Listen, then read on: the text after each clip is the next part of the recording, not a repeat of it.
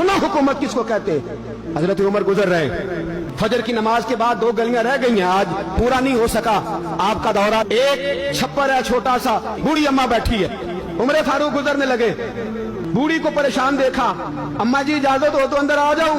बूढ़ी कहने लगी चल दौड़ जा, अपना काम कर, क्यों इजाजत दूं? तेरी मेहरबानी अम्मा, आने दो। क्या दौड़ जा?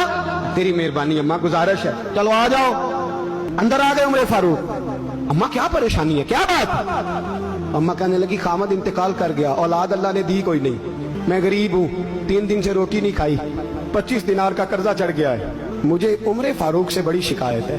उसने मेरा हाल ही नहीं पूछा, कहने लगे शिकवा है, उमर आया ही नहीं। तो उमर कहने लगे अम्मा उमर को क्या पता कि तू इस हाल में है? कहती है नहीं पता उमर को, तो उमर से कहो छोड़ दे हुकूमत, उसके हवाले करे जो खबर रख सकता है। हजरत सैयदना नाफे फरमाते हैं जिसके सामने किसरा और रूम के बादशाह कांपा करते थे, मैंने उस उमर को बूढ़ी अम्मा के सामने कांपते हुए देखा।